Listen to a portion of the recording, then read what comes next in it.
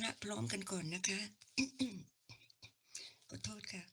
อะระหังสัมมาสัมพุทโธภควาพุทธังภควันตังอภิวาเทมิกราบพุทโธเมนะโตสวากขาโตภควตาธัมโมธัมมังนัมสสามิกราบธัมโมเมนะโตสุปฏิปันโนภควโตสาวกสังโฆสังฆังนามามิกราบสังโฆเมนะโต ขอเชิญทุกท่านกราบนมัสการพระอาจารย์ชยพลชยพโลพร้อมกันนะคะกราบกราบกราบขออารัธนาพระอาจารย์แสดงธรรมเจ้าค่ะนมัตถุรัตนตยสะขอนอบน้อมแด่พระรัตนตรัยขอความเจริญในธรรมจงมีแต่ผู้ฟังทุกท่านอาตมาภาพพระชยพลชยพโลนะครับวันนี้ก็รับนิมนต์จำไม่ได้แล้วครั้งที่เท่าไหร่เนาะแต่ช่วงนี้ไม่ค่อยเป็นประจำนะครับแต่ก็รับมาอยู่เรื่อยๆเนาะจากกลุ่มวิปัสสนากรุ๊ป USA นะครับก็วันนี้นะครับก็จะมาพูดถึงหัวข้อหนึ่งก็คือเรื่องของความกลัวซึ่งจริงๆแล้วจะมีพระสูตรด้วยนะถ้าใครมีโอกาสไปเปิดศึกษาดูนะครับ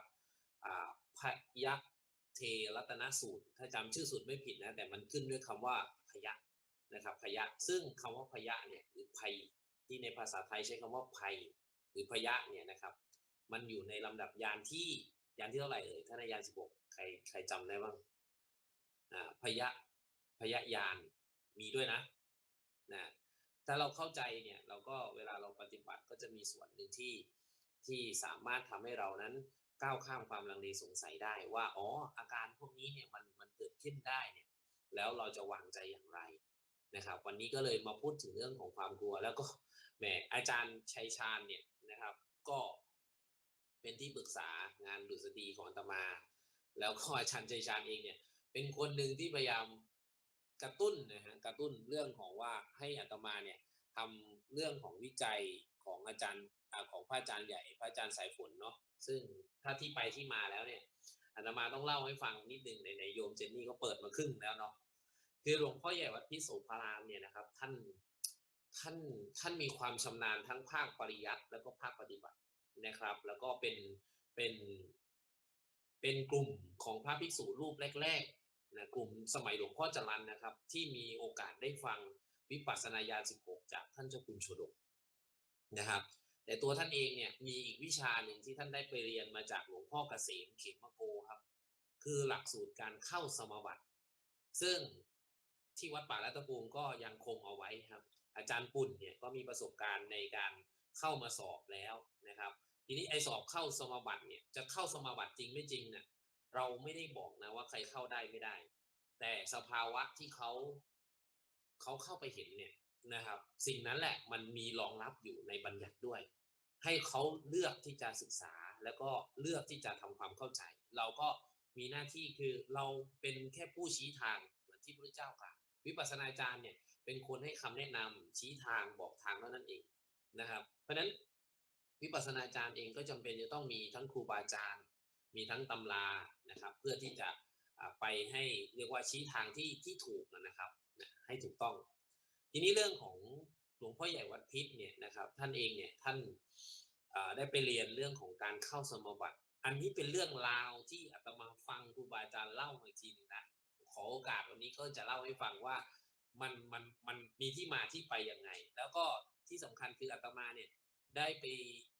ตอนที่ได้ไปเรียนปริญญาเอกเนี่ยดุษฎีนิพนธ์เนี่ยครับก็เจอรุ่นพี่ของพระอาจารย์สายฝนซึ่งท่านก็ไปอยู่กับหลวงพ่อใหญ่วัดพิษนะครับ2 ปีนะครับท่านก็มาเป็นประธานรุ่นตอนนี้ท่าน44 พรรษานะครับหลวงพ่อนะครับท่านพระครูเนี่ยท่านก็เรียกว่าสละตำแหน่งเพื่อที่จะมาเรียนปโทปเอกเลยนะครับเนื่องจากว่าหลวงพ่อใหญ่วัดพิษเนี่ยนะครับท่านเรียกแล้วท่านก็บอกว่าให้ไปเรียนด็อกเตอร์ซึ่งตอนนั้นท่านเองท่านยังไม่จบป .6 ด้วยซ้ำไปตอนที่ไปอยู่กับหลวงพ่อใหญ่นะครับเหมือนกับฝากฝังอะไรบางอย่างให้ประมาณนั้นนะครับก็ได้ฟังเรื่องราวต่างๆนะครับซึ่งวันนี้ก็เอาเรื่องแรกก่อนเรื่องของนะครับ หลวงพ่อใหญ่วัดพิษเนี่ยท่านก็ธุดงค์เนาะแล้วก็มีโอกาสได้ไปปฏิบัติในป่าในถ้ำนะหลวงพ่อใหญ่หลวงพ่อบุญเรืองเนี่ยนะครับหลวงบุญเรืองสารโทเนี่ยก่อนที่จะไปพำนักแล้วก็ไปเปิดสำนักจนเป็นวัดป่าไม่ใช่วัดป่าสิต้องบอกว่าวัดพิษโสภารามนะครับที่เขมราชเนี่ยนะครับท่านก็ธุดงค์แล้วก็มีโอกาสได้ปฏิบัติในป่าแล้วก็มีนิมิตที่เป็นเครื่องหมายให้รู้นะครับท่านก็ถามกับพระที่ปรากฏในนิมิตว่าถ้าจะฝึกหัดปฏิบัติในการเข้าออกสมาธิให้ชำนาญเนี่ยนะครับไม่ว่าจะสมาบัติเบื้องต้นจนถึงที่สุดคือนิโรธสมาบัติเนี่ยในสมัยนี้มีใครที่สามารถเรียนและสามารถสอนได้บ้างนะครับในนิมิตนั้นเนี่ยหลวงพ่อที่เจอในนิมิตท่านก็บอกว่าให้ไปเรียนกับหลวงพ่อเกษมเขมโกสุสานไตรลักษณ์นะครับหลวงพ่อใหญ่ท่านก็ได้ไปเล่าเรียนมาแล้วก็สืบทอดแล้วพอท่านทำสำนักสิ่งที่ท่านใช้ในการทำสำนักเนี่ยเบื้องต้นเนี่ยนะครับท่านก็มีอุบายนู่นนี่นั่นให้ชาวบ้านเกิดศรัทธาสุดท้ายแล้วก็เอาวิปัสสนาญาณ16นะครับเลือกใช้วิปัสสนาญาณ16เพราะเล็งเห็นแล้วว่าวิปัสสนาญาณ16เนี่ยนะครับเป็นหลักการและก็เป็นสิ่งที่เหมาะกับยุคสมัยในปัจจุบันนะครับเหมาะกับยุคสมัยในปัจจุบันเพราะฉะนั้นเนี่ยไม่ว่าครูบาอาจารย์ท่านจะเลือกทำก๋วยเตี๋ยวทำข้าวมันไก่ถืออะไรก็แล้วแต่นะครับเพราะฉะนั้นแต่ละสำนักเนี่ยจะมีวิธีการปรุงอาหารให้กับคนที่เข้ามาใช้บริการเนี่ยหรือนักปฏิบัติไม่เหมือนกันแต่เมื่ออิ่มแล้วเนี่ยถ้ามันเป็นของจริงมันจะอิ่มที่จุดเดียวกันหมดทีนี้หลวงพ่อใหญ่วัดพิษเนี่ยนะครับท่านก็สอนมาเรื่อยๆนะครับลูกศิษย์ลูกหาก็มากขึ้นแล้วท่านสอนเป๊ะมากนะท่านสอนเป๊ะมากถ้าโยมได้ฟังเทศฟังธรรมในลำดับยานเนี่ยโอ้มันเป๊ะมากแล้วถ้าไปฟังเคยฟังของท่านมหาศรีสยดอแบบออริจินอลนะครับไม่ต่างกันเลยเป๊ะมากนะครับแล้ววิธีการของท่านก็วิธีการเดียวกันนะทีนี้วันนี้ไหนๆก็มาพูดถึงความกลัวก็ขออ้างเอาต้นสายหรือต้นรูปแบบนะครับของอาจารย์สายฝนนะพระอาจารย์สายฝนเนี่ยท่าน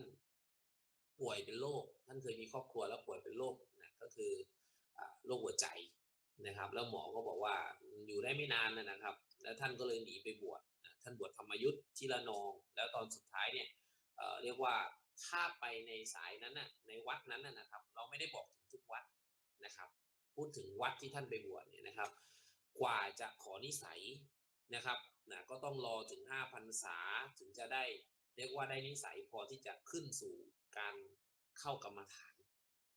มันเป็นรูปแบบของวัดเขาคือต้องได้นิสัยก่อนนะครับตอนที่ท่านบวชธรรมยุทธ์ท่านก็เลยบอกว่าโอ้คงจะไม่ไหวแน่นอนท่านก็สืบหาว่าจะไปที่ไหนดีนะครับสุดท้ายก็ไปเรียกว่าไปยัตติใหม่นะครับยัตติใหม่ก็คือยัตติใหม่เป็นมหานิกายเพื่อที่จะไปเรียนกับหลวงพ่อใหญ่วัดพิษซึ่งนั่นเป็นข้อที่ท่านเลือกเองนะไม่ใช่ว่าหลวงพ่อใหญ่บังคับอะไรท่านก็ไปบวชแล้วก็ไปทีนี้พอไปหาหลวงพ่อใหญ่เนี่ยที่สำนักของหลวงพ่อใหญ่วัดพิษเนี่ยนะครับหรือหลวงพ่อบุญเรืองเนี่ยเขามีเรียนปริยัติด้วยมีเรียนปริยัติด้วยนะครับก็คือบาลี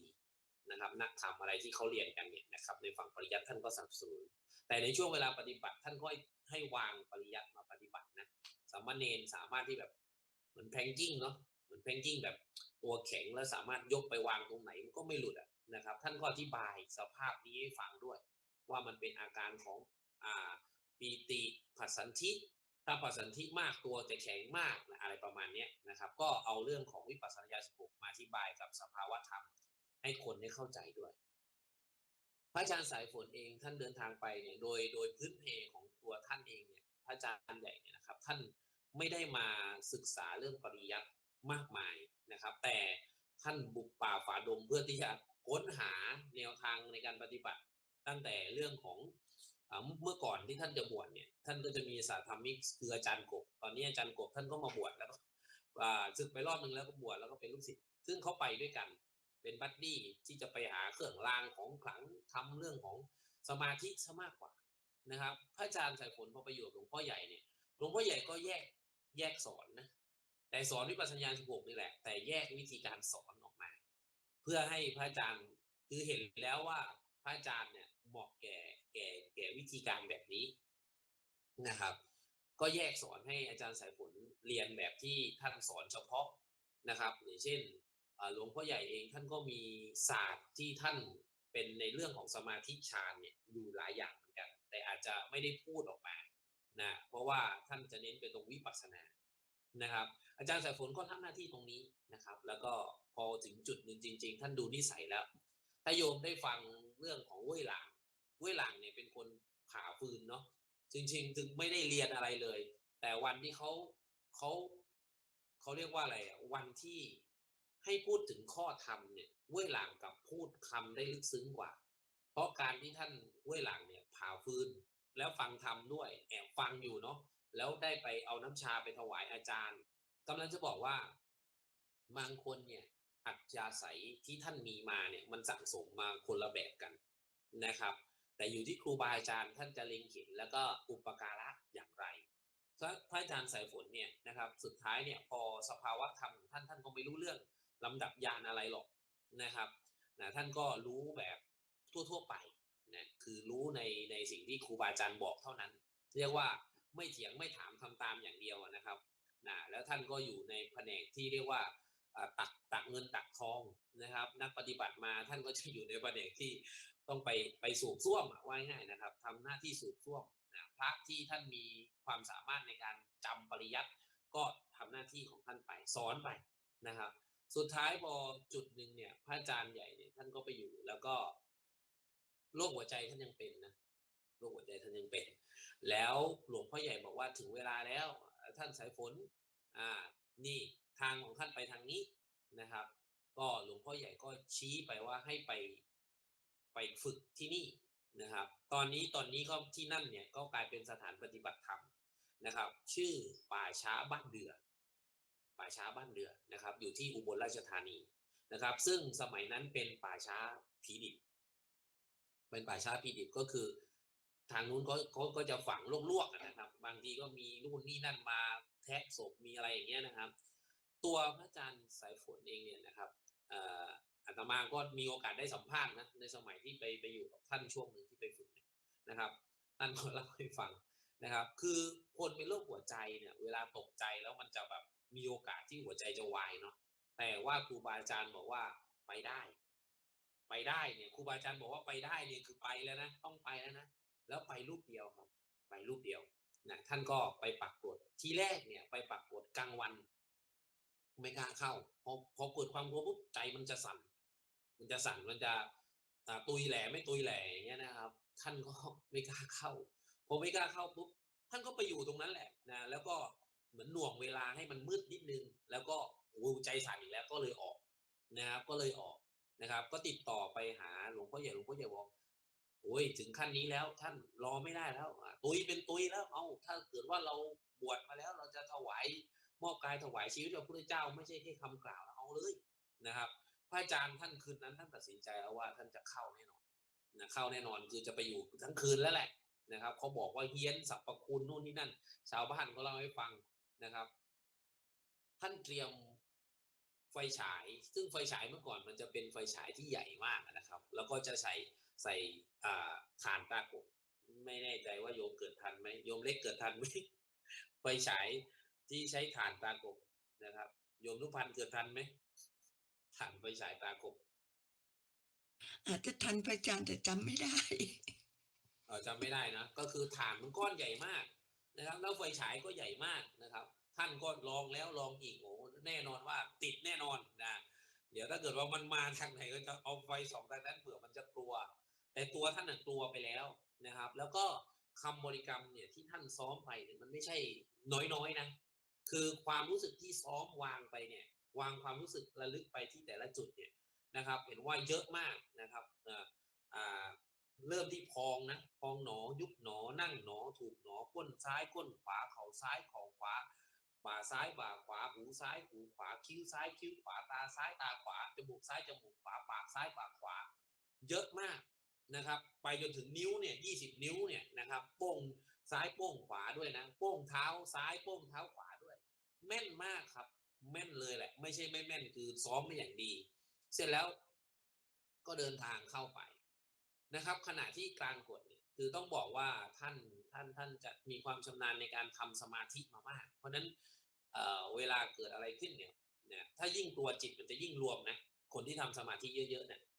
จะไม่เหมือนกันนะถ้าคนทำสมาธิน้อยเนี่ยกลัวจิตมันจะแตกออกแต่คนที่ทำสมาธิมาเยอะๆเนี่ยกลัวจิตมันจะรวมครับแต่รวมไปเห็นลักษณะแบบไหนนั้นอีกเรื่องหนึ่งนะทีนี้ท่านก็เตรียมไฟฉายกลางกฎกำลังกลางกฎนะครับมุ้งนะครับก็เป็นร่มแล้วก็ครอบมุ้งกันที่เป็นเน็ตอยู่นะครับขณะที่กำลังกลางกฎกลัวนะครับจิตมันกลัวนะครับได้ยินเสียงนะครับว่าหลุมเนี่ยมันระเบิดโดมคิดดูว่าหลุมระเบิดเนี่ยคือในมโนทัศน์ที่ท่านเห็นอยู่คนเดียวตอนนั้นท่านอยู่คนเดียวเนี่ยท่านก็เล่าให้ฟังอาตมาก็ไม่รู้ครูบาอาจารย์เล่าให้ฟังอย่างนี้นะครับหลุมระเบิดตู้มมันสั่นครับไอ้ที่บอกพองหนอยุบหนอนี่มันจำไม่ได้อะมันหายหมดเลยมันหายพยายามที่จะจับไฟฉายทำไฟฉายไม่เจอมือมันแข็งครับตามันลืมไม่ขึ้นนะครับคือพอจิตมันรวมเนี่ยอาการที่มันเกิดปีติขึ้นเนี่ยในอาการนั้นมันก็จะเกิดร่วมด้วยมือแข็งทำอะไรไม่ได้แล้วนะจะจับไฟฉายก็จับไม่ได้เอื้อมไม่ได้มันแข็งไปหมดแล้วท่านคือคำว่าหนอมันจะทิ้งท้ายของทุกตัวไว้เนี่ยท่านจับแค่คำว่าหนอคำเดียวทีนี้พอจับคำว่าหนอเนี่ยไออาการที่มันเป็นก้อนแข็งอยู่ที่ท้องมันเริ่มปั่นมันเริ่มบิดเป็นเกลียวอาการที่บิดเป็นเกลียวเพราะความกลัวเนี่ยแล้วที่สำคัญคือในมโนภาพท่านเห็นเลยท่านเห็นเป็นภาพเหมือนในใจท่านเห็นนะครับเห็นว่าพอหลุมระเบิดเนี่ยนะครับเอ่อ เรียกว่าสิ่งมีชีวิตอย่างหนึ่งหรือผีก็แล้วกันนะลุกขึ้นมาปุ๊บเนี่ยสะบัดผ้าถุงพลุบพลับพลุบพลับอย่างเงี้ยนะดินเนี่ยล่วงกลาวไปเนี่ยตอนนั้นนี่สั่นข้างในนี่บิดเป็นเกลียวแน่นไปหมดหายใจไม่ออกนะครับแทบจะตุยแล้วดำดินครับดำดินเหมือนหนังในนินจานะท่านเล่าให้ฟังดำดินมาแล้วโผล่ขึ้นมาในกรดที่ท่านกำลังนั่งอยู่นะครับ พอโผล่ขึ้นมาปุ๊บเนี่ยไอหัวใจบริกรรมเนี่ยหนออย่างเดียวเลยตอนนั้นจี้เจาะหนอเข้าไปในก้อนแข็งๆที่มันกำลังบิดเกลียวนะแล้วมันขาดครับมันขาดพร้อมกับหัวใจเนี่ยแต่เป็นมโนภาพนะเห็นว่าหัวใจตัวเองเนี่ยมันเต้นจนขาดแล้วระเบิดออกไประเบิดเหมือนหัวใจหลุดอกร่วงไปเลยแล้วก็ไม่รู้เรื่องไปเลยตื่นมาอีกทีนึงตอนเช้านะหายท้องตื่นนอนไปตอนเช้า ท่านไม่รู้ว่ามันเกิดอะไรขึ้นแต่รู้แค่ว่ามันมันโล่งไปทั้งตัวนะเหมือนตัวมีแต่เหมือนไม่รู้สึกว่าตัวมีมันเป็นอาการที่เป็นอาการอย่างหนึ่งเนาะท่านก็กลับไปแล้วก็ไปกราบหลวงพ่อใหญ่หลวงพ่อใหญ่ก็ถามว่าของจริงมันเป็นยังไงนะท่านถามว่าของจริงเนี่ยมันเป็นยังไงก็หลวงพ่อท่านก็เล่าให้ฟังนะครับแล้วก็เวลาผู้ปฏิบัติเกิดสภาวะไปอย่างเงี้ยนะครับท่านก็แอบถาม นะครับว่าวันนี้มีผู้ผ่านสภาวะยานหรือเปล่ากี่คนอะไรเงี้ยพระอาจารย์ท่านก็ท่านก็ตอบนะคืออธิษฐานถามท่านก็ตอบไปในความรู้ที่ท่านมีนะครับนะปรากฏว่าหลวงพ่อใหญ่ท่านก็อนุโมทนาทุกครั้งที่ตอบคือไม่ผิดนะครับไม่ผิดคนเป็นร้อยอย่างเงี้ยมีสภาวะในยานที่เกิดขึ้นเห็นแล้วยานนี้อะไรประมาณเนี้ยหลวงพ่อใหญ่ท่านก็บอกว่าโอเคนะก็ไม่ผิด ไม่ผิดตามที่ท่านก็ตรวจแล้วนะครับทีนี้ก็เลยให้พระอาจารย์เนี่ยนะออกจากสำนักนะครับท่านบอกว่าได้เวลาแล้วกลับไปที่พิจิตรนะครับแล้วก็หลังจากนั้นมาท่านก็ฝึกสอนนะครับสร้างสำนักมาเรื่อยๆนะครับ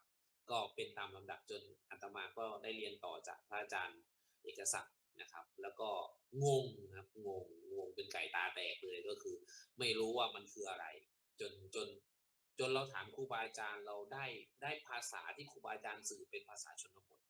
ก็คือภาษาที่ท่านเรียกนึกคิดบ้าง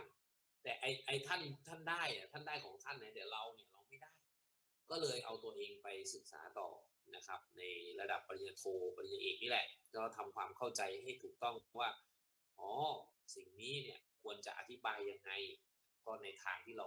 ถนัดในทางที่เราถนัดอันนี้ก็เป็นที่ไปที่มานะครับทีนี้วันนี้มาพูดถึงเรื่องของความกลัวหรือพยะเนาะอยู่ในยานที่เท่าไหร่อุทยพยานใช่ไหมยานที่สี่นะครับแล้วก็พังคยานพยะยานนะครับ นะถ้านับตั้ง16เนี่ยต้องเข้าใจพื้นฐานของยาน16นิดนึงนะครับว่าเวลาเราเรียกยาน16เนี่ยนะครับมันไม่ได้เป็นวิปัสสนาญาณทั้งหมดนะเราชื่อเขาวิปัสสนาญาณเนี่ย16เนี่ยคือ16 state of insight เนี่ยมันคือ16ขั้น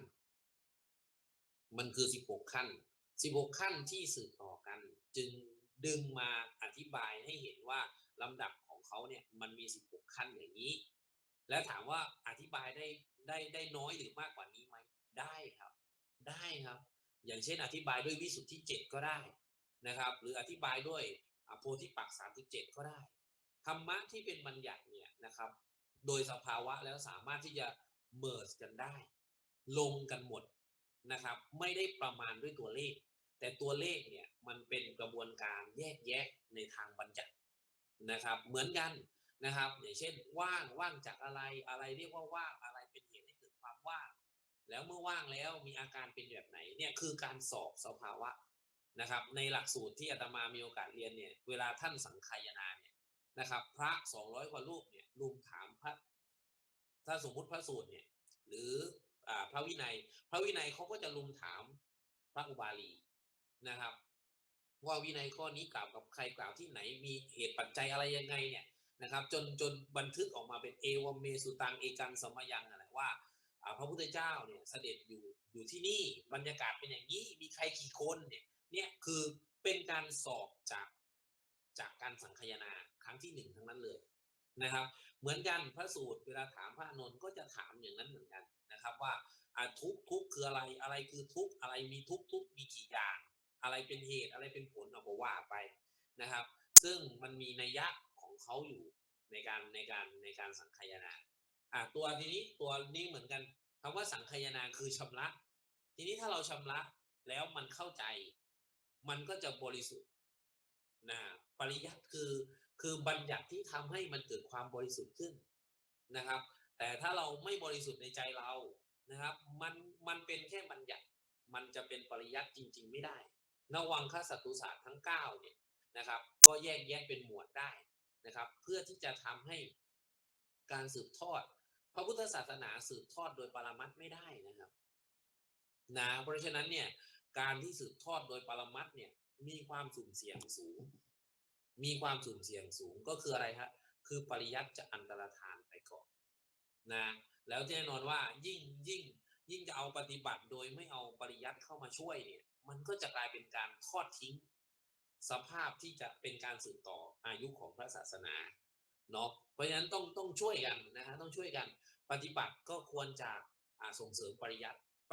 ก็ควรจะส่งเสริมปฏิบัติรู้จริงให้ปฏิบัติรู้ชัดให้ศึกษาเพราะว่าผลลัพธ์เนี่ยมันไม่ได้เกิดกับคนอื่นแต่มันเกิดกับเราพอมันเกิดกับเราปุ๊บเนี่ยผลลัพธ์เนี่ยเราไม่สามารถเอาผลลัพธ์นี้ให้คนอื่นได้เราได้แต่บอกเขาว่าลองชิมสิลองทำดูสิอย่างนี้เป็นต้นนะครับเจริญพรครับเจริญพรนะทางนู้นก็หลายท่านนะกำลังฟังทีนี้มาดูโครงสร้างของยาน16ก่อนเนาะหลายคนที่รู้แล้วก็จะได้รู้ยิ่งขึ้นไปเนาะหลายคนที่ยังไม่ทราบก็จะได้ทราบว่ายาน16จริงๆแล้วเนี่ยมันเป็นหมวดของของการจัดความเข้าใจของคนที่บรรลุแล้วก็คือพระสารีบุตรนะครับส่วนนั่งคุยกันเนี่ยอยู่ในรัฐวินิทสูตรนะครับรัฐวินิทสูตรเนี่ยพระเอกของสูตรเนี่ยจริงๆแล้วก็คือเป็นท่านปุณณกัมมันตนีบุตรท่านจะพูดถึงรถ7ผลัดแต่คนสอบหรือสังคายนาเนี่ยก็คือพระสารีบุตรนะครับพระสารีบุตรขยายต่อเป็น16แต่ของพระปุณณกัมมันตนีเนี่ยท่านพูดถึงรถ7ผลัดท่านพูดถึงรถ7ผลัดนะครับเพราะฉะนั้นวันนี้พูดถึงเรื่องยาน16กับไอ้ตัวความกลัวเนี่ยว่าความกลัวในเบื้องต้นท่ามกลางและที่สุดเนี่ยมันคืออะไรกันแน่แล้ววิธีการปฏิบัติเนี่ยที่ใช้วันนี้เองเนี่ยก็มีผู้ปฏิบัติผ่านสภาวะที่จะไปพิสูจน์จิตพิสูจน์ใจเนี่ย6ท่านนะครับก็ไปใช้ความกลัวเป็นอารมณ์แต่กลางวันเนี่ยใช้เสียงเป็นอารมณ์ใช้เสียงเป็นอารมณ์ทีนี้มาดูยาน16ก่อนนะครับยานที่1นะครับถึง4.1นะนี่คือชุดแรกก่อนชุดแรกเนี่ยยานที่1ถึง4.1นะครับเดี๋ยวมันต้องกลับกล้องเนาะขอไปด้วยนะครับ อีกช่องหนึ่งมันกลับกล้องไม่ได้ครับมันไม่มีมิลเลอร์เนาะโอเคยานที่1 ถึง 4.1 เนี่ยนะครับ ตัวเนี้ยจะเป็นวิปัสสนาที่ที่มีอารมณ์บัญญัตินะครับ วิปัสสนาที่มีอารมณ์บัญญัติผสมอยู่นะครับ เพราะฉะนั้นเนี่ยตรงเนี้ยนะอาตมาจะบอกว่า50%นะ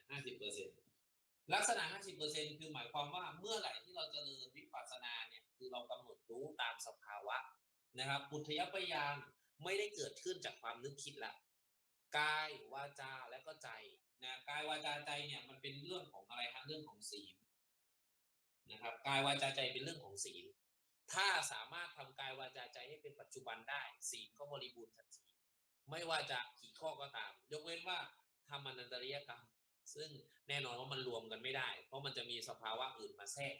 2คือขั้นของสมาธิ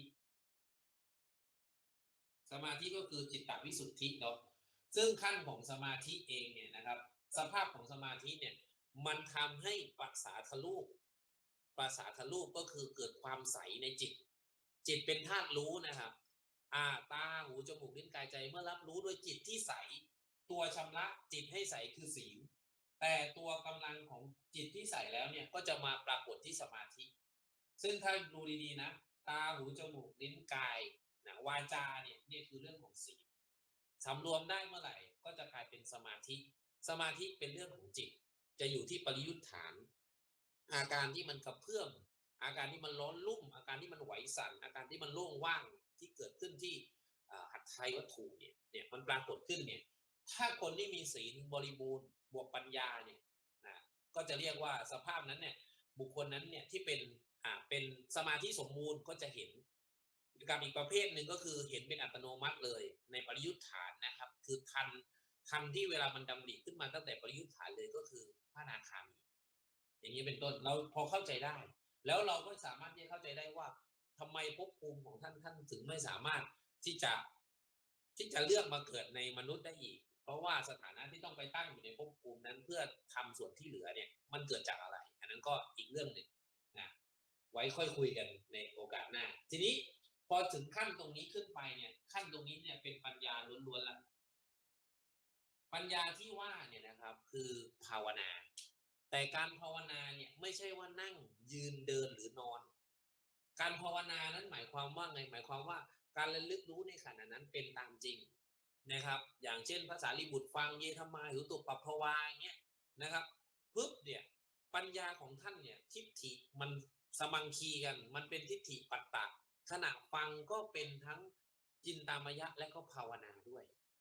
นะครับไม่ใช่แบบว่า อ๋อถ้านั่งอย่างนี้เรียกว่าภาวนาฟังไม่ใช่ภาวนาไม่ใช่นะไม่ใช่นะเพราะฉะนั้นตัวปัญญาเนี่ยมันมีเหตุเกิดจากสุตตะก็ดีจินตามยะก็ดีภาวนาก็ดี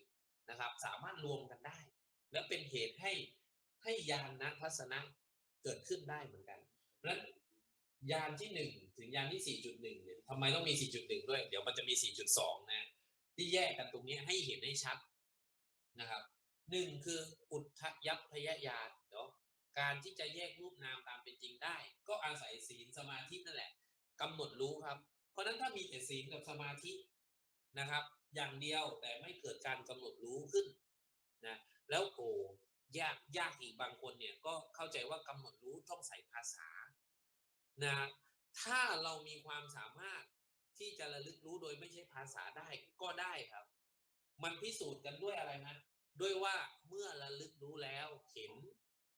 ตามเป็นจริงในวิเศษลักษณะหรือเปล่านะครับบางคนเนี่ยไม่ได้ใส่ภาษาแต่ดูเห็นแล้วชัดเจนเลยมีอาการเปลี่ยนแปลงอย่างรวดเร็วนะอาการที่เปลี่ยนแปลงอย่างรวดเร็วไม่ว่าจะเกิดกับลมหายใจไม่ว่าจะเกิดกับท้องก็ตามแต่ถ้าเป็นอานาปานสติที่เขาสอนกันตามลำดับเนี่ยอันนั้นต้องเข้าไปในฝั่งของลักขณูปนิชฌานก่อนนะอันนั้นจากสมาธิเนี่ยนะครับก็แยกไปเป็นลักขณูปนิชฌานได้ ลักขณูเนาะลักขณูก็คือการใช้รูปใช้นามนั่นแหละนะครับอย่างใดอย่างหนึ่งข่มอารมณ์เอาไว้นะไม่ได้เห็นวิเศษลักษณะแต่การเห็นรูปเห็นนามโดยลักขณูปนิชฌานเนี่ยเห็นรูปปรมัตถ์ต้องแยกดีนะรูปปรมัตถ์ไม่ได้เห็นเป็นพระไตรลักษณ์นะเห็นเป็นรูปปรมัตถ์ นะแต่ถ้าเห็นเป็นพระไตรลักษณ์มันจะอัพขึ้นไปอีกนะครับเพราะฉะนั้นคนที่มีลักขณูปนิชฌานเนี่ยนะครับหรือฌานที่เขาทำมาไม่ว่าจะเป็นปฐมฌานทุติยฌานจนไปถึงเนวสัญญานาสัญญาก็ตามถ้ามีคนชี้ให้เขาเห็นเป็นเป็นโทษทีครับอารัมมณูปนิชฌานนะอันนี้ไม่ใช่ลักขณูนะโทษทีอารัมมณูก็คืออาศัยรูปนามนั้นเป็นอารมณ์อย่างเดียวนะครับอารัมมณูนะครับอารัมมณูปนิชฌานนะแต่ถ้าแยกยกขึ้นมาเป็นวิปัสสนาก็จะกลายเป็นลักขณูครับลักขณูคือลักษณะลักขณูปนิชฌานนะลักขณูปนิชฌานนะครับเพราะฉะนั้นถ้าเกิดการกำหนดขึ้นเขาจะยกตัวสภาวะขึ้นเป็นลักขณูแน่นอนนะครับทีนี้ถ้าในของวัดป่ารัตนภูมิเนี่ยนะครับจะเป็นลักษณะของบัลลังก์ช่วงบัลลังก์ก็คือเดินหนึ่งนั่งหนึ่งช่วงเช้าก็จะบอกวิธีแล้วก็นำเดินแล้วก็นั่งเฝ้าเนาะเวลานั่งหลับก็จะบอกว่าโยมกำหนดเพื่อให้ลักขณูปนิชฌานปรากฏถ้าไม่กำหนดมันลักขณูปนิชฌานก็ไม่ปรากฏก็เลยใช้เสียงบอกนะครับซึ่งเสียงเนี่ยเป็นปาราปักกับอารัมมณูปนิชฌานเสียงเป็นปาราปักก็คือเสียงเนี่ยมันเป็นอุปสรรคมันเป็นเครื่องกั้นไม่สามารถที่จะทำให้เข้าฌานที่เป็นฌานลึกในอารัมมณูปนิชฌานได้นะเห็นไหมว่าถ้าคนไหนเห็นสภาวะของฌานเนี่ยนะครับมันจะมันจะล่นความรู้สึกลงไปเรื่อยๆจนแทบจะรู้สึกนิดเดียวนะครับแล้วอารมณ์ที่เป็นทั้ง8อย่างเนี่ยจนไปถึงอรูปฌานเนี่ยเป็นอารมณ์บัญญัตินะบัญญัติโดยสภาพของสัญญามันไม่เกินสัญญาที่สุดแล้วคือสัญญาว่ามีก็ใช่ไม่มีก็ใช่อะไรนั่นแหละครับทั้งหมดเนี่ยมันอยู่ในสภาพของยังไม่เห็นวิเศษลักษณะนะครับเพราะฉะนั้นเนี่ยถ้ามาที่นี่เนี่ยนะครับพระอาจารย์ก็จะนั่งบอกโยมจะรับโยมบริกรรมโยมนั่งบอกอย่างเงี้ยนะครับเพื่อไม่ให้เข้าไปสู่สมาธิตัวนี้แต่ให้อยู่กับลักขณูไว้นะบางคนก็รำคาญบางคนบอกทำไมต้องมานั่งบอกด้วยนะเดินหนีกลับบ้านก็มีนะครับนี่ยังไม่ถึงจุดพีคนะยังไม่ถึงจุดพีคนะเพราะฉะนั้นเนี่ยพอบัลลังก์ที่1บัลลังก์ที่2เนี่ยโยมเขาได้เห็นสภาวะแล้วว่านั่งมีหลับบ้างอย่างอาตมาถามว่าโยมเดินจงกรมเนี่ยโยมอยู่กับเท้าตลอดจริงป่ะไม่อาจารย์บางทีก็ไปตำหนิคนข้างหน้านะบางทีเดินอยู่หลายๆคนเนี่ยมีเสียงตดมีกลิ่นมีโอ้ยแยะสารพัดเลยนะครับจิตก็หงุดหงิดนะครับแต่ก็พยายามประคับประคองไปซึ่งจริงๆตรงนั้นเนี่ยจิตกำลังเรียนรู้ลักขณูนะจิตกำลังเรียนรู้ลักขณูปนิชฌานแต่ด้วยความที่เขาไม่รู้ปริยัติเขาก็ทำตามว่าไปอาตมาจึงบอกว่าวิธีการของวัดป่ารัตนภูมิเนี่ยมันเป็นแนวทางของการอาศัยนิมิตคือเครื่องหมายนะครับแล้วดำเนินไปโดยศรัทธาคือเชื่อที่จะทำให้ทำเลยนะครับนะเพราะฉะนั้นเนี่ยพอลักขณูปนิชฌานเขาเกิดเนี่ยมันเริ่มเกิดบ้างนิดหน่อยแต่มันไม่สามารถรวมกันจนเป็นความชัดเจนได้นะครับแต่พอไปถึงจุดหนึ่งเนี่ยในบัลลังก์สุดท้ายเนี่ยวันนึงก็มี3บัลลังก์นะ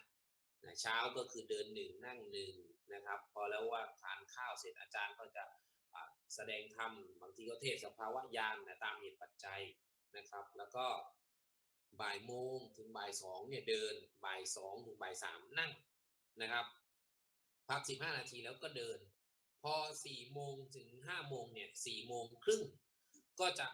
บอกโยมว่าบัลลังก์นี้นะครับจะใช้เสียงเป็นอารมณ์ไอ้ตรงนี้แหละคือพอคนไม่เข้าใจแล้วก็คงไม่เข้าใจนะครับอาตมาก็พยายามเวลามีโอกาสได้บรรยายก็จะบอกว่าเสียงเป็นรูปนะโยมเราจะฟังยังไงให้เสียงเป็นรูปถ้าเราฟังเสียงเป็นรูปได้เนี่ยมันก็จะกลายเป็นเป็นลักษณะของการพิจารณาแบบกะลาการพิจารณาแบบกะลาเดี๋ยวจะอธิบายตรงนี้ให้ฟังนิดหนึ่งนะครับเพราะฉะนั้นเนี่ยพอปัญญาเกิดการกำหนดเนี่ยตรงนี้นะขึ้นไปใช่ไหมครับมันเริ่มที่1%ถ้าเป็น1%อันนี้คือ99%นะครับ1%คืออะไร1%คือวิปัสสนาครับ99%คือสมถะแค่เห็นวิปัสสนา1%เนี่ยมันก็ไม่ง่ายนะมันก็ไม่ง่ายนะไอ้ที่เรานึกคิดว่าแยกรูปแยกนามได้เนี่ยความเข้าใจส่วนหนึ่งแต่บางคนเนี่ยแยกโดยความเข้าใจแล้วเห็นสภาพจริงด้วยก็มีนะเพราะว่าพระไตรลักษณ์มันเห็นได้3แบบ ใช่ไหมฮะเห็นด้วยนิมิตนะครับเห็นด้วยนิมิต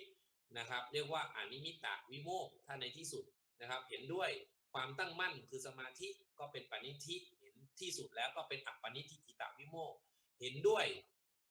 ทิฏฐิไอตัวทิฏฐินี่แหละเรียกว่าทิฏฐิปัตตะเนาะก็คือเป็นสภาพที่สุดท้ายก็เป็นสุญญตวิโมกข์หรือในฝั่งของอนัตตาซึ่งอันนี้ก็จะปรากฏทีหลังแต่ 1% เนี่ยเริ่มตั้งแต่การกำหนดถ้ากำหนดตรงเห็นภาวะการเกิดดับบ้างแล้วเนี่ยเดี๋ยวก็จะเกิด 1% ซึ่ง 1% นี้เป็นอะไรฮะ 1% นี้เป็นฝั่งวินะส่วน 99 นี้เป็นสมถะเห็นไหมว่าแม้แต่วิปัสสนาที่จะบอกว่า1ถึงยามที่ 4.1 เนี่ยนะครับมันอยู่ในเขตก่อนถึง 50% เนี่ยมันจึงเป็นสมถะวิปัสสนาสมถะวิปัสสนาเพราะฉะนั้นเนี่ยท่านจึงไม่เรียกว่าเป็นวิปัสสนาญาณที่แท้จริงเพราะว่าอะไรถ้ามันเป็นเจ้าของบริษัทมันต้อง 51% ขึ้นไปเพราะนั้นพอขึ้น 4.2 เนี่ยขึ้น 4.2 เนี่ยมันจะเป็น 51% ละ 51% เนี่ยก็คือ 4.2 นะฮะ 4.2 ถึงยานที่เท่าไหร่บางคนก็นับยาน 13 ด้วยโคตรภูเนาะนะครับแต่ตาดามานับยาน 13 ไปด้วยนะแต่ถ้า 13 นี่มันชัวร์แล้วมันข้ามแน่นอนนะครับเพราะฉะนั้นเนี่ย 51% ถึงถ้าถึงยานที่ 13 เนี่ย51 ถึง 99ที่คิดเป็นเปอร์เซ็นต์นั้นคือให้เห็นภาพให้ชัดว่ามันเป็นอัตราส่วนเพราะนั้นเนี่ย51%เป็นวิปัสสนาเนี่ยตรงนี้ก็จะเป็น49นะ49แต่พอถึงโคตรภูเพื่อข้ามโคตรเนี่ยมันจะเป็น99นะครับถ้าข้ามโคตรแน่นอนก็เป็น100ซึ่งพอเป็น 100%ถ้าเป็น 100% เมื่อไหร่เป็นวิปัสสนาไม่ใช่วิปัสสนาแล้วนะวิปัสสนาได้แค่ 99% แต่ถ้าเป็น100ปุ๊บทั้งสมถะทั้งวิปัสสนาเป็นอันเดียวกันเลยเรียกว่าวิมุตติครับเพราะฉะนั้นถามว่าในวิมุตติมีฌานไหมมีในวิมุตติมีญาณไหมมีวิมุตติจึงเป็นทั้งญาณและฌานมันรวบยอดหมดแล้วนะครับแต่ในระยะทางตรงนี้จึงเรียกว่าวิปัสสนาญาณ9บางสำนักเรียกวิปัสสนาญาณ9วิ9เนาะก็คือตั้งแต่พลวะอุทยพยานขึ้นไปจนถึงโคตรภูทีนี้วันนี้มาคุยเรื่องความกลัวนะครับถ้าเราพูดถึงเนี่ยเรื่องของความกลัวเนี่ยเราพูดถึงขั้นศีลก่อนศีลเนี่ยมันมีความกลัวไหมมันต้องมีเคยได้ยินทำหมวด2ไหมครับทำหมวด2มีฮิริโอตปปะฮิริโอตปปะนี่แหละเรื่องของความกลัวแต่กลัวในสิ่งที่ควรกลัวนะกลัวในสิ่งที่ควรกลัวฮิริโอตปปะคือความเกรงกลัวละอายต่อบาปนั่นแหละฮะคือความกลัวเบื้องต้นเพราะฉะนั้นถ้าคนไม่มีความเกรงกลัวต่อศีลมันก็ไม่สามารถที่จะเคารพวินัยได้ถึงกลัวก็ตามแต่ไม่รู้ว่าจะกลัวอะไรดีบางทีก็กลัวเป็นตัวอ็อบเจกต์เฉยๆนะเป็นตัวเสือตัวสัตว์ตัวคนทำร้ายนะแต่ถ้าความกลัวจริงๆเนี่ยถ้าในทางโลกที่มันเป็นแรงผลักดันในชีวิตเลยเนี่ยนะครับคือกลัวอะไรกลัวไม่มีกลัวไม่เป็นกลัวไม่ได้ครับซึ่งพอกลัวไม่มีกลัวไม่เป็นกลัวไม่ได้มันก็เลยต้องเทคแอคชั่นกลับมาเป็นว่าต้องมีต้องเป็นต้องได้อย่างเงี้ยเป็นต้นนะกลัวว่าจะไม่พ้นอบายก็เลยอยากเป็นโสดาบันอย่างนี้เป็นต้นนะครับหรือว่ากลัวมันจะไม่พ้นอบายต้องทำบุญไว้เยอะๆก็แล้วแต่ปัญญาที่พึงจะมีเพราะนั้นความกลัวในเรื่องของศีลก็คือหิริโอตปะนะความกลัวในเรื่องของศีลก็คือหิริโอตปะนะฮะหิริโอตปะเห็นไหมมีความกลัวแล้วนะเพราะนั้นนิยามของความกลัวเนี่ยนะมันจึงแฝงอยู่ในทุกๆสภาวะเหมือนกันอันนี้100%เนี่ยก็คืออย่างที่14ถึง16นะครับตรงนี้เนี่ยจะไม่เรียกวิปัสสนานะถ้าชื่อตรงนี้ก็คือเป็นวิมุตติหรือหลุดพ้นละนะครับตรงนั้นเป็นส่วนที่ไม่ใช่วิปัสสนาแต่พอเรียกญาณ16มันก็เรียกทั้งหมดมันเลยกลายเป็นญาณ16อันนี้เราแยกให้เข้าใจก่อนนะครับเพราะฉะนั้นเนี่ยพอเราเข้าใจปุ๊บศีลมีหิริโอตปะเป็นความกลัวพื้นฐานเพื่อเข้าสู่อะไรเข้าสู่สมาธิเข้าสู่ปัญญา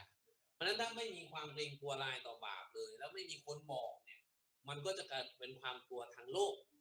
มันจะไม่ใช่ความกลัวที่โน้มเข้ามาหาธรรมนะไม่ว่าจะเป็นญาติโยมพระภิกษุสามเณรก็ตามนะครับเพราะฉะนั้นเนี่ยเมื่อกลัวตรงนี้ก็จะหาทางพ้นและสมาธิที่เป็นทั้งลักขณูก็ดีอารัมมณูก็ดี นะครับจะต้องเพราะความกลัวนี่แหละถึงต้องทำเห็นไหมฮะเหมือนเมื่อกี้ที่เล่าเรื่องพระอาจารย์ใหญ่ให้ฟังเนี่ยการบริกรรมมันถี่มากเนื่องจากไอ้ความกลัวที่มันเพรสซิ่งเข้ามาเนาะมันบีบเข้ามาเนี่ยมันถี่มากพอมันถี่มากปุ๊บมันมันไม่เป็นอารัมมณูแล้วเพราะมันอยู่ทนอยู่ไม่ได้นะครับในเวที่ท่านเห็นตอนนั้นเนี่ยนะครับมันเป็นลักษณะของปณิธิ เพราะว่าในยานที่3เนี่ยนะครับตัววิปัสสนาญาณเวลาเขาเกิดแก่ขึ้นไปที่จะพ้นจาก50ไป51%เนี่ยจาก 4.1 เนี่ยเขาจะต้องผ่านวิปัสสนูปกิเลสซึ่งวิปัสสนูปกิเลสก็จะแสดงอาการทั้ง10อย่างออกมานะครับไม่ว่าจะเป็นโอภาษก็ตามหรืออย่างใดอย่างหนึ่งหรือบางทีมาหมดก็แล้วแต่ซึ่งไอการที่มาหมดนั้นหมายถึงว่าคนนั้นเนี่ยเคยทำทางนั้นๆมาออปชันมันจึงเยอะนะออปชันมันจึงเยอะเนี่ยพอผ่านตรงนี้ไปเนี่ยมันก็ผ่าน3ทางเนาะผ่านอนิจจัง1ทุกขัง1อนัตตา1นะเพราะฉะนั้นไอ้51ถึง99%เนี่ยนะครับ 4.2 เนี่ยคือการเห็นภาวะอุทยพยานคือเห็นเกิดดับอย่างชัดเจนนะจะเห็นเกิดดับแบบอนิจจังล้วนหรือนิมิตที่เห็นในภาพเป็นกระพริบดับแล้วก็ฟุบหายไปอันนี้ก็มีนะครับหรือแม้แต่แน่นจุกอกนะครับดิ้นร้องไห้ตะโกนเนื่องจากอุปนิสัยเคยทำเรื่องชอบเครื่องรางของขลังชอบทำเรื่องของลักขณูปนิชานชอบเพ่งไปในฌานพอมันเกิดมันก็เหมือนน้ำแข็งมันจะออกจากขวดได้มันต้องทุบอย่างเดียวเลยถึงจะออกได้อันนี้เป็นน้ำเนาะมันก็จะเป็นลิควิดมันจะออกไปมันก็จับต้องได้แต่ฟอร์มตัวได้ไม่เหมือนกับน้ำแข็งเพราะฉะนั้นคนที่มีสมาธิเยอะเนี่ยมันจึงแตกไปในเรื่องของอภิญญาญาณใ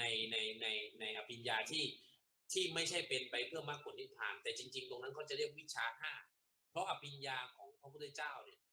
จะเป็นชละพิญโยก็คืออภิญญาข้อที่6ด้วยคือตัวที่เห็นพระไตรลักษณ์นะครับอันนี้เป็นทิฏฐิปัตตะนะครับลักษณะของสภาพที่เป็นอนัตตาขึ้นไปในเส้นนี้เนี่ยเหมือนที่โยมพูดถึงอะไรนะครับว่ามองให้เป็นความว่างให้ได้เพราะฉะนั้นคนที่จะมีทิฏฐิปัตตะเนี่ยนะครับต้องมีความปลงในความคิดได้ด้วยถ้าปลงในความคิดไม่ได้ก็ไม่เหมาะนะก็ไม่เหมาะนะครับมันเอ็กเซปในความคิดไม่ได้นะครับมันมีโอกาสที่ความคิดนั้นจะแทรกให้เกิดความคลาดเคลื่อนเพราะฉะนั้นถ้าศึกษามาดีแล้วตัดสินใจเนี่ยนะครับเหมือนฟังเยธรรมาเหตุปัปภวาปุ๊บเอ็กเซปเลยปุ๊บก็บรรลุได้เหมือนกันนะครับเห็นไหมฮะ1จุดหมายหลายหนทางแต่จริงๆหลักของพระเถระหรือวิเศษลักษณะเนี่ยจะปรากฏตามอุปนิสัยของแต่ละคนที่สั่งสมมาเพราะนั้นจะให้เหมือนกันไม่ได้อย่างที่วัดเนี่ยจะใช้เส้นนี้เป็นหลักเส้นของอนิจจังนะครับคือจับนิมิตของท้องเนี่ยแหละพองหนอยุบหนอนั่งหนอถูกหนอเนี่ยบางคนพอจับไปแล้วนะครับมันแน่นรวมเป็นก้อนเลยนะครับเพราะนั้นพอเวลาใช้เสียงเข้าไปสั่นเนี่ยเขารับอารมณ์จากเสียงเข้าไปมันจะสั่นจนขาดนะครับเขาก็จะไม่ใช่การดับแบบอนิจจังแล้วต่อให้เริ่มที่อนิจจังแต่ดันไปดับแบบทุกขังก็ได้เริ่มอนิจจังดับแบบอนัตตาก็ได้เริ่มอนิจจังดับแบบอนิจจังก็ได้เห็นไหมฮะแล้วยานเนี่ยตั้งแต่สภาวะยานตรงนี้ขึ้นไปถึง9ยานเนี่ยมันซิกแซกได้หมดเลยนะครับเพราะฉะนั้นเวลาทวนสภาวะของยานเนี่ยนะครับเราไม่ได้บอกนะครับว่าการทวนยานเนี่ยคือการทวนความรู้นะครับเป็นวิธีการทวนความรู้นะครับอย่าไปสำคัญว่าตัวบุคคลนั้นเนี่ยบรรลุอะไรเลยนะครับการบรรลุจริงๆหรือการสภาวะที่บรรลุได้จริงๆเลยคือทำอย่างไรจะอยู่กับปัจจุบันตามจริงได้เท่านั้นเองนะเพราะว่าในคติของอาตมานะความคิดอาตมาว่าเมื่อไหร่ที่จิตเราเนี่ยมันออกจากปัจจุบันไม่ว่าจะคิดถึงรูปของอดีตหรืออนาคตก็ตามเราไม่ได้ตระหนักมันก็คลาดเคลื่อนจากปัจจุบันแล้วถ้ายิ่งเราเจอความแก่ความเจ็บความพัดพลาดความตุยแล้วความกลัวที่บีบคั้นเนี่ยมันมีแต่คลาดเคลื่อนครับดังนั้นการกำหนดความกลัวเนี่ยในวิปัสสนาญาณเนี่ยญาณที่เท่าไหร่อุทยพยานพังคยานพยญาณเมื่อเห็นรูปนามดับไปคาตาความกลัวที่เกิดขึ้นก็มีซึ่งจริงๆมันจะมาเป็นหมวดนะ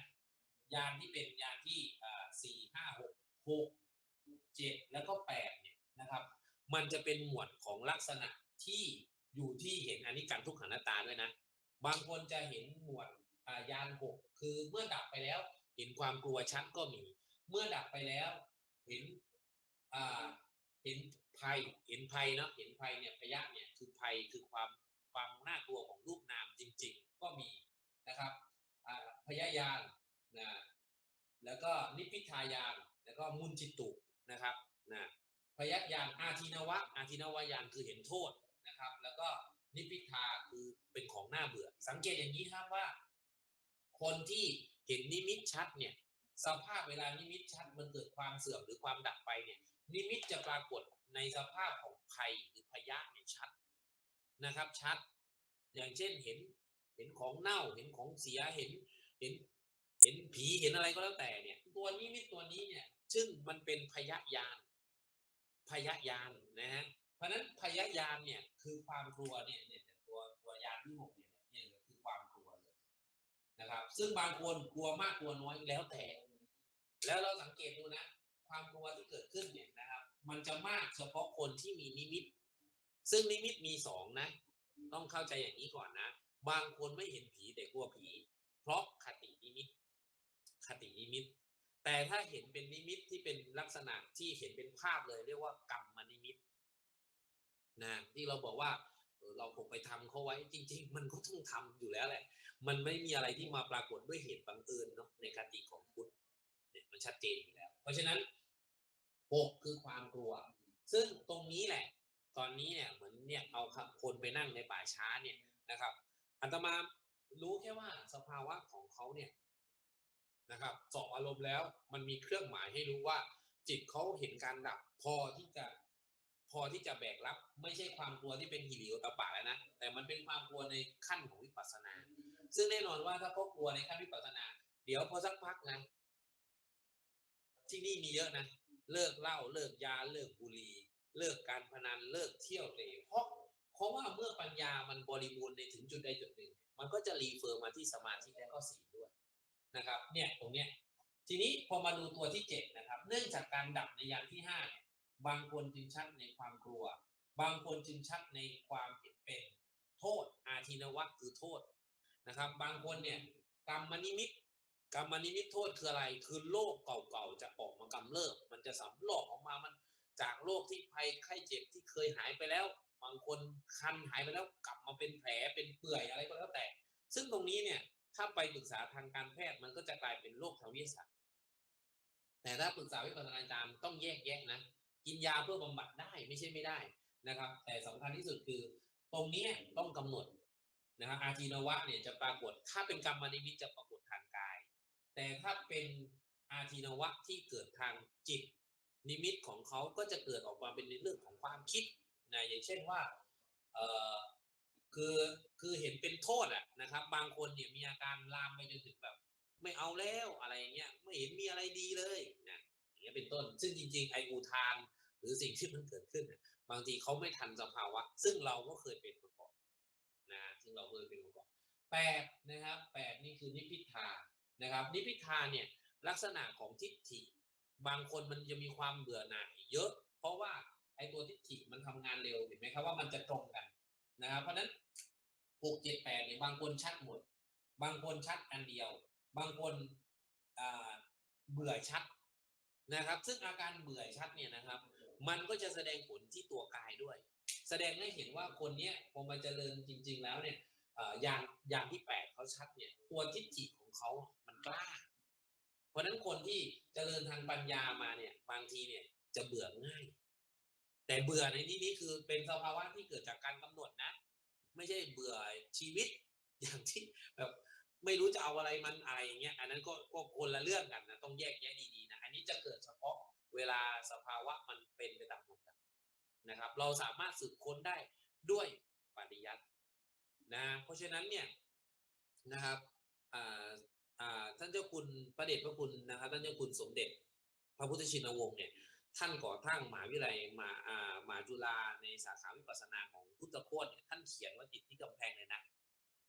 พระศาสนานี้รักษาปรมัตถ์ไว้ด้วยบัญญัติเพราะฉะนั้นถ้าเราไม่ศึกษาบัญญัติปุ๊บเนี่ยเราจะรักษาสภาพปรมัตถ์เนี่ยให้เป็นไปตามพระศาสนาเนี่ยก็ไม่ได้ง่ายนะมันจะค่อนข้างยากนิดนึงนะครับเพราะฉะนั้นจะถึงบอกว่าอย่างเหมือนช่องนี้นะครับโยม ใฝ่ในการศึกษากันเพราะฉะนั้นต้องศึกษาแล้วก็ต้องเอาไปใช้แยกแยะให้ดีนะคิดวิเคราะห์แยกแยะเนาะก็ต้องใช้ไม่ใช่บอกว่าเอ่อคือถ้าในทางปฏิบัติเนี่ยถ้าไม่คิดเนี่ยมันเป็นทิฏฐิปัตตะคือต้องคิดแล้วว่าจะไม่คิดไหมแล้ว accept เลยว่าไม่คิดจริงๆนะแต่แล้วมันโผล่ความคิดขึ้นมาก็ไม่แปลกครับผมเราก็สามารถกำหนดเอาคตินิมิตนั้นเป็นอารมณ์ของวิปัสสนาได้อีกหรือจะกลับออกมาไข้ครวญนะครับเพราะฉะนั้นการขึ้นสู่วิปัสสนาญาณตั้งแต่ 4.2 ขึ้นไปเนี่ยนะครับจะมีการพิจารณา4ลักษณะอย่างที่วัดเนี่ยนะครับใช้เสียงเป็นอารมณ์เสียงเป็นรูปครับทำยังไงให้ผู้ปฏิบัติเนี่ยเข้าใจก็ให้ไปอยู่แค่บริกรรมอยู่กับอาการท้องพองท้องยุบแล้วเอาเสียงไปหน่วงเอาไว้นะครับหน่วงให้เห็นการเกิดดับที่เสียงส่งต่อไปถึงการเกิดดับของอาการภายในพอมันเหมือนกันมันเหมือนโซ่รถกันนะครับที่มันเชื่อมกันอย่างนี้สเตอร์หน้ากับสเตอร์หลังหรือเรียกว่ามันพ่วงกันลักษณะถ้าเราคิดไม่ออกนะครับเราเข้าไปในคอนเสิร์ตที่เราชอบใช่ไหมไปฟังศิลปินที่เราชอบเนี่ยโอ้โหแล้วแฟนคลับเนี่ยเยอะบรรยากาศในคอนเสิร์ตกับบรรยากาศในทีวีต่างกันแล้วลักษณะการพ่วงอารมณ์กันก็เป็นอย่างนั้นแต่ทีนี้เราพ่วงอารมณ์กันเพื่อให้สภาวะหรือ vibration ที่เป็นรูปละเอียดทำงานให้เห็นผู้ปฏิบัตินั้นเห็นเป็นกะลาบนะเพราะฉะนั้นการเห็นรูปกะลาบเนี่ยเสียงกระทบหูปุ๊บเนี่ยคนที่บริกรรมหรือกำหนดรู้เขาจะไม่ตีความถ้าไม่ตีความปุ๊บมันจะเห็นเป็นรูปกะลาบแล้วก็เกิดดับจึงชื่อในยานที่3ว่ากราปะสัมมัสสนะในแล้วไม่ใช่รูปทางหูอย่างเดียวนะอาตมาบอกแล้วว่าที่ใช้หูเนี่ยเป็นเสียงเพราะอะไรเพราะเราให้นั่งหลับตาเราให้นั่งสำรวมทั้งหมดแต่หูมันจะเปิดอยู่ซึ่งในพระสูตรเนี่ยมีสูตรหนึ่งที่เอาเรื่องนี้มาอธิบายได้โพธิลักษณ์สูตรโพธิลักษณ์นะไม่ใช่โพธินะโพธิลักษณ์นะครับก็คือสูตรอาตมาเรียกสูตรต้อนเหี้ยคือหูเราเนี่ยมันสัมพันธ์คือมันไวต่อเสียงเพราะฉะนั้นถ้าเป็นอารัมมณูปนิชฌานมีสมาธิเยอะเหมือนที่พระอาจารย์สายฝนได้ยินนิมิตที่เป็นเสียงระเบิดนะระเบิดจริงไม่จริงไม่รู้แต่ใจตอนนั้นมันปากเชื่อแล้วว่าใช่เนี่ยก็เหมือนกันว่าถ้าเขาเห็นเป็นรูปกะลาบความลังเลสงสัยจะไม่มีละมันก็จะพุ่งไปในลักษณะของสัทธานุสาลีคือปลายทางเนี่ยบุคคลที่บรรลุโดยอาศัยนิมิตแล้วเห็นนิมิตนั้นเป็นความไม่เที่ยงถึงที่สุดเนี่ยจะเรียกว่าสัทธานุสาลีนะครับนะเพราะฉะนั้นห้ามเถียงห้ามถามทำตามอย่างเดียวนะแล้วถ้าเถียงถ้าถามปุ๊บมันจะโยกมาถามว่าเถียงถามแล้วมันเอ็กเซปมันจะไปสายอนัตตานะครับจะเรียกว่าพิจารณาเป็นอัฏฐานะสัมมัสนะได้อัฏฐานะสัมมัสนะได้ก็คือเข้าใจบัญญัติแล้วเห็นปรมัตถ์เกิดดับไปพร้อมกัน2แล้วนะ3คือบางครั้งเวลาเราเห็นเนี่ยนะครับเหมือนเส้นต่อกันอย่างเงี้ยเราไม่เคยเห็นการขาดเรากำหนดพองหนอยุบหนอนั่งหนอหรือขวาย่างหนอหรือลมก็ตามอยู่ๆมันวุบหายไปเหมือนตกผวังค์แล้วสติกลับมาบริกรรมต่อการขาดเห็นตรงการขาดตรงนี้ไม่ว่าในอาการใดๆก็แล้วแต่อันนี้เรียกว่าสันตติสัมมัสนะเห็นครั้งเดียวไม่พอนะแต่ถ้าบางคนมีปัญญาเยอะเห็นลึกเลยเห็นขาดวุบไปทั้งหมดบางทีก็แจ้งเลยก็มีนะครับเพราะฉะนั้นไอ้ช่องว่างที่เกิดขึ้นของพระไตรลักษณ์เนี่ยมันจึงต่างกันบางคนไม่เห็นการขาดแต่เห็นรูปที่มันเกิดต่อกันไม่เป็นอันเดียวกันคือเห็นลงตรงรูปนะแต่เห็นเป็นขณะจึงเรียกว่าขณะสัมมัสนะมี4แล้วนะเพราะฉะนั้นเนี่ยนะฮะถ้าเราเข้าใจปุ๊บเราก็จะใจกว้างที่จะให้คนหลายๆคนที่ปฏิบัติแล้วฟังเขาครับพิจารณาได้ว่าอ๋อเขาก็ไม่จำเป็นต้องกินก๋วยเตี๋ยวเขาไม่จำเป็นต้องกินข้าวมันไก่ก็จะไปกินพิซซ่าแล้วอิ่มก็ได้ใช่ไหมครับเราก็สามารถปรับปริยัติกับปฏิบัติให้ตรงกันแต่แน่นอนว่าถ้าเกิดว่าโยมไปฟังครูบาอาจารย์ท่านใดท่านหนึ่งแล้วท่านเลือกวิธีนั้นสมมุติว่าท่านทำก๋วยเตี๋ยวให้กินถ้าเราไม่ศรัทธาในวิธีการของก๋วยเตี๋ยวเราก็ไม่เปิดใจละเราก็บอกก๋วยเตี๋ยวไม่ดีอย่างนั้นไม่ดีอย่างนู้นแต่ถ้ากินไปอิ่มเป็นไงจบที่อิ่มเหมือนกันอาตมาก็จะบอกว่าไม่ว่าท่านจะเห็นแบบไหนครับสภาพความเป็นจริงนั้นนะครับมันเหมือนกับเดินทางไปกรุงเทพนะครับเอาสักทางหนึ่งนะครับเอาสักทางหนึ่งถ้าเอาหลายทางเนี่ยมันไม่มีปริยัติช่วยนี่มันสับสนนะมันสับสนแต่ถ้าเอาทางใดทางหนึ่งแล้วไปให้สุด เราไม่จำเป็นต้องมีปริยัติเยอะก็ได้ ในบทศาสนัยแม้พันคาถาที่ตถาคตกล่าวก็ไม่อาจเทียบหนึ่งที่มันไปถึงที่สุดได้นะครับเพราะฉะนั้นเนี่ยนะถ้าเรามีทักษะแล้วเราประเมินได้ปริยัติมีส่วนช่วยอย่างมากครับว่าอ๋อจริตเรามันสามารถที่จะทำแบบนี้ได้เราถึงเข้าใจแบบนี้เราไม่เข้าใจไม่เข้าใจก็ไม่ต้องไปโจมตีอะไรก็วางเอาไว้นะครับนะเพราะการเพ่งโทษมันไม่ได้เกิดประโยชน์กับเราแล้วมันก็จะกลายเป็นว่าการเพ่งโทษนั้นมันไม่มีที่สุดอ่ะมันจะมีแต่ตัวบุคคลรองรับโทษนั้นเสมอแต่ถ้ามองโทษให้เห็นถึงความกลัวน่ากลัวของภัยวัฏสงสารกลัวเองกลัวละอายต่อบาปเนี่ยตรงเนี้ยแล้วเราทำอยู่คนเดียวนะเพราะว่ามันเป็นสิ่งที่เกิดขึ้นกับเราคนเดียวแต่สักพักหนึ่งพอเราเกิดความถี่ในการกระทำนั้นบ่อยๆนะครับมันก็จะเรียกว่าจะดึงให้คนที่มีความถี่แบบเดียวกันเนี่ยมันก็จะจูนกันเจอนะครับเหมือนวัดป่ารัตนภูมิก็ทำทุกวันนะครับใครจะว่าอะไรยังไงนะครับนี่ก็มีคนตั้งคำถามเป็นครูบาอาจารย์เป็นพระผู้ใหญ่ก็ต้องตั้งคำถามแล้วครับว่าแบบนี้เป็นยังไงข้อดีของการศึกษาปริยัติมันแจ้งกับตัวใจเราความแจ้งตัวใจเราเนี่ยนะครับจะตอบไม่ตอบในฐานะหรือในอัตฐานะถ้าในฐานะเขาให้ตอบก็จะตอบแต่ถ้าในอัตฐานะเราเป็นพระผู้น้อยเราเลือกไม่ตอบดีกว่านะครับนะเพราะฉะนั้นเนี่ยไอ้ธรรมวินัยเนี่ยในความเคารพเนี่ยมันก็จะต้องใช้ด้วยไม่ใช่ว่าฉันรู้ดีแล้วฉันจะตอบได้ทุกเรื่องนะไม่ใช่นะครับนะเพราะฉะนั้นก็ต้องกลับมาพิจารณาศีลสมาธิแล้วก็ปัญญา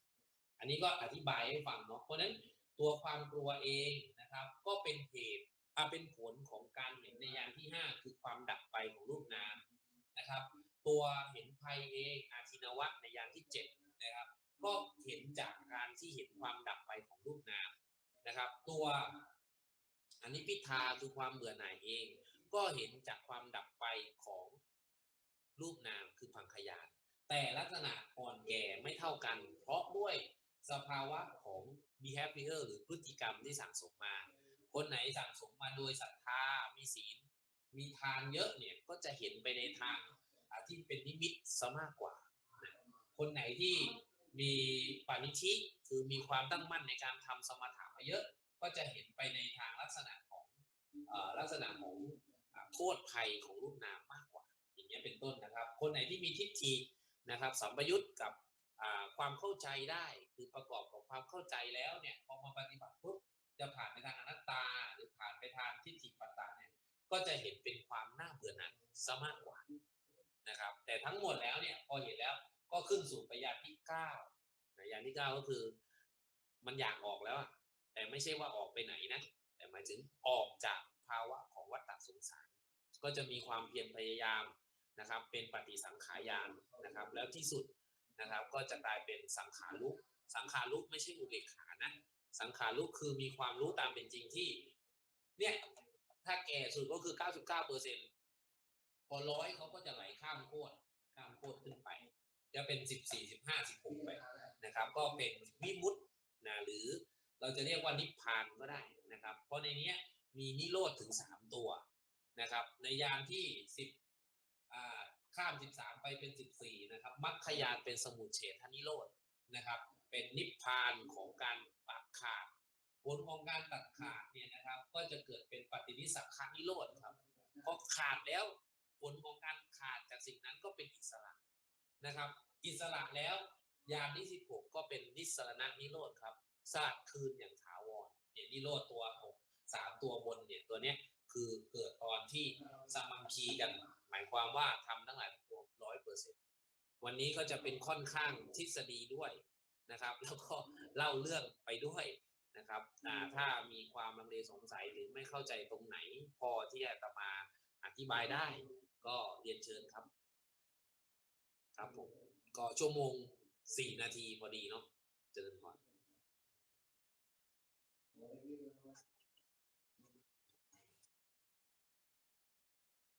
แล้วแต่เลยครับได้หมดครับได้